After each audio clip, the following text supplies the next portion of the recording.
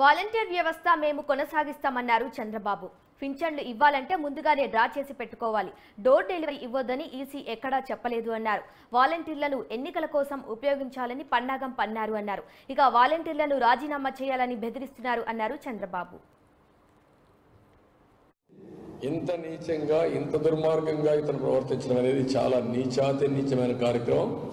నేను ఒకటే కోరుతున్నా, ఎలక్షన్ కమిషన్ ముందు ముఖ్యమంత్రి నైతిక బాధ్యత వహించి నీ చేతగానితనం వల్ల, నీ దురుద్దేశంతో కూడిన యాక్షన్ వల్ల కొంతమంది పెన్షనర్స్ చనిపోయారు. ఈ ప్రభుత్వ హత్యలు చేసిన ముఖ్యమంత్రికి అధికారంలో కొనసాగే నైతిక హక్కు లేదు. You resign. తక్షణమే వైదొలగాలి. నీకు అధికారం లేదు. ఇంత దుర్మార్గం, ఒక పక్క ప్రాణాలు తీస్తూ పైశాచిక ఆనందం పొందే ముఖ్యమంత్రి ఈ రాష్ట్రానికి ముఖ్యమంత్రిగా ఉండడానికి అనర్హుడు. కాబట్టి రాజీనామా చేయాలి. ఎన్నికల కమిషన్, మీరు ఎన్నికల కమిషన్గా ఒక ఆదేశాలు ఇచ్చారు, వాలంటీర్స్ అనేవాళ్ళు ఇన్వాల్వ్ కాకూడదని.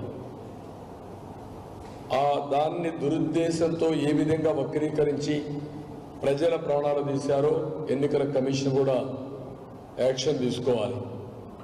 ఈరోజు ఒక్కసారి ఎన్నికలు పెట్టిన తర్వాత ఈ ప్రభుత్వం యొక్క అధికారాలు లిమిటెడ్.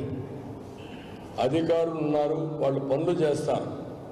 రొటీన్గా వచ్చినటువంటి ఎప్పటి నుంచో కంటిన్యూ అయినటువంటి శాంక్షన్ అయిన ప్రాజెక్టులు కానీ, శాంక్షన్ అయిన వర్కులు కానీ, శాంక్షన్ బెనిఫిట్స్ కానీ ఇవ్వాలి. అది ఇచ్చినప్పుడు దానికి ఏమి నియంత్రణ ఉండదు. ఆ రోజుండే పద్ధతులే కొనసాగించమని చాలా స్పష్టంగా ఇచ్చారు. అది ఇచ్చినప్పుడు వాలంటీర్స్ లేకపోతే పంచాయతీ ఆఫీసర్లు ఏమయ్యారు, సచివాలయం ఏమైంది? 13 మంది ఉన్నారు.